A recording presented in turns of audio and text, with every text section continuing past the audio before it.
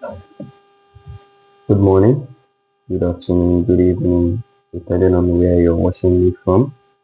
Today, we've been solving quadratic equations and we've been getting the roots. We have been targeting on getting the roots of quadratic equation. And I believe most of us know how to solve and determine the roots from our previous video.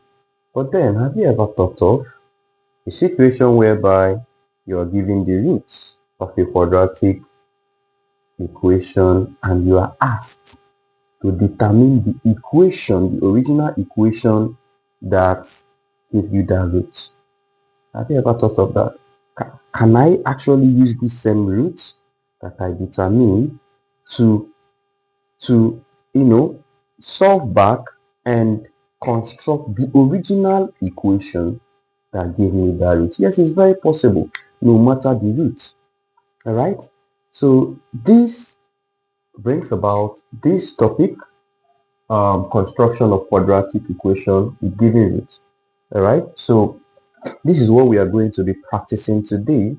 And believe me, if you're listening to me attentively and you follow up, you will find it very easy to construct an equation with its given roots. Okay. Now, first of all, I will teach you two basic methods.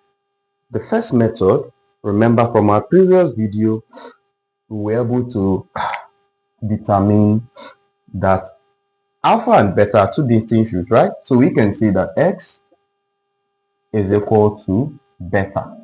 Remember, beta is a root and x is equal to alpha. Okay? So what if we move beta this way and we move alpha this way? Let us reverse it back. The reverse process, move this over, and equate it to 0. We have x. When you move this over, you know that it's minus, of course. So we have minus beta. And we have x. Move this over, it becomes minus alpha. Group it and equate everything to 0.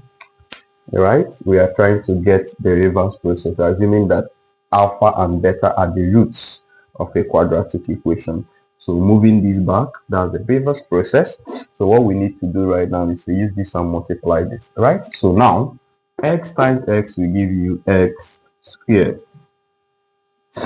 X times minus alpha will give you minus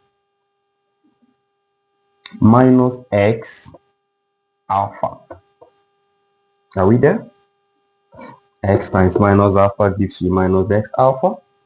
And minus beta, remember we use x to multiply everything here now. The next thing is for us to use minus beta to multiply everything. And when you are multiplying, ensure that you take cognizance of your place signs. So minus beta times x now will give you what? Will give you minus x beta. And minus beta times minus alpha will give you plus alpha beta. Equate everything to 0. Okay, so at this point right now, you find out that in the middle here, we have something common, and that is x. So we can easily factor x out. So by factoring x out, look and see the process. X squared, you have x here, but remember there is minus here. So we have minus x. It's common. I'll put my bracket. Now minus x divides minus x alpha. I'll be left with what? Alpha. Minus x divide minus x beta. I'll be left with plus beta. Are we good? Now I will bring this down. Plus alpha beta is equal to what? 0. So this is the derivation. We've been able to derive a format that we can use to derive every equation using what? The what? The roots. So any root that we are given now, if we substitute it perfectly into this derived equation, we can get the original what? Equation. Right? Good. Now in the middle here we have sum of roots. Here we have the product of roots. Alright? Okay.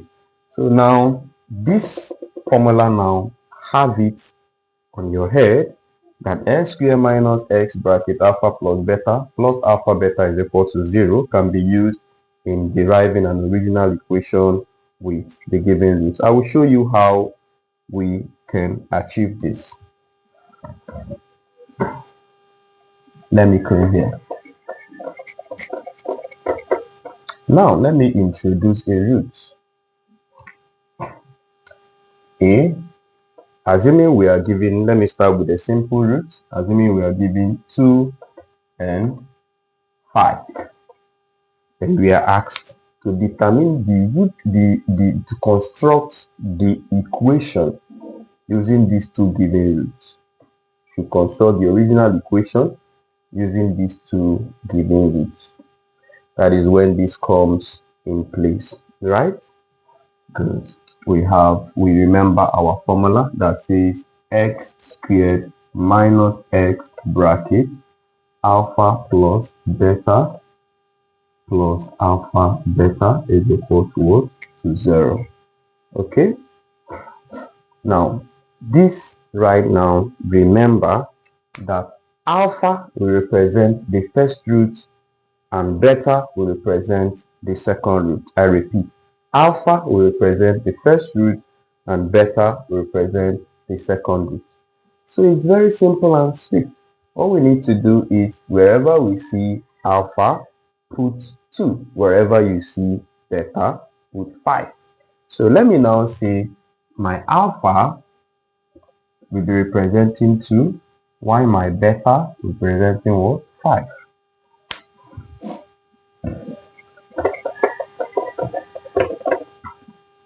So in that case now, I will bring down my equation. I have x squared minus x bracket 2 for alpha, 2 plus 5 for beta.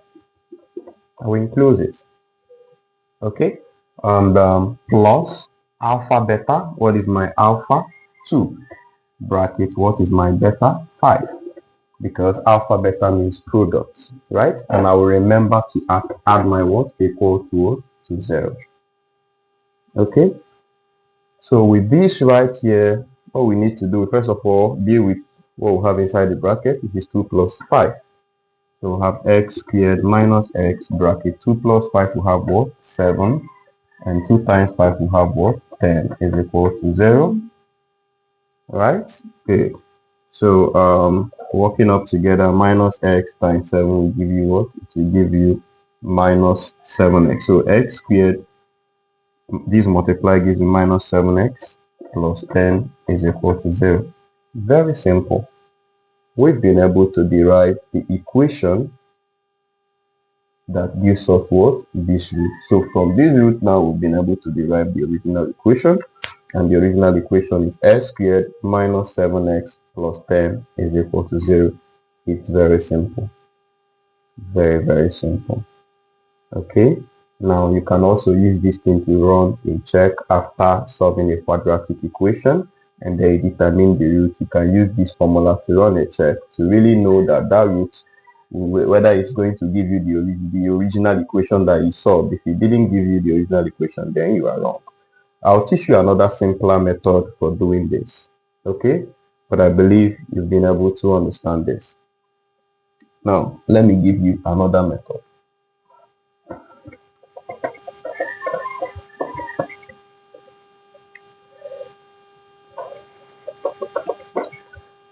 Now, let's take for instance, you are given 2 and 5 as roots and you are asked to determine the original equation using these roots. It is also very simple to assume. We can use any alphabet, right? We can use any variable. We can assume x, we can assume y. Okay, so let me assume x. Let me say that x is equal to this particular root here, and also, or x is equal to this particular root here, which is what? 5, right? So why not move these over, just the reverse process, move these over, equate it to 0. So we have x, move these over, it becomes minus 2, put it in bracket, x, move these over, it becomes minus 5, put it in bracket, equate it to what? To 0, right? And what we need to do is to just multiply out. So by multiplying out x times x, we have x squared. X times minus 5, we have minus 5x. Minus 2 times x, we have minus 2x. Minus 2 times minus 5, we have plus 10 equal to 0. So remember, these and these are like terms true. So we put them together, right? So minus 5x minus 2x, remember it gives you minus 7x. So we have x squared minus 7x plus 10 is equal to 0. Here comes the equation again. Very simple. You see? So we've been able to use that first method and also the second method to get the same thing. Right? So is that easy? Very easy. Okay, so at this point, I think we've been able to achieve something. In our next class, I'll be teaching you the symmetric properties of roots, right? We'll be making introduction to that. But I believe that we've been able to achieve something today. So do have a nice day and make sure that you subscribe to my channel to learn more.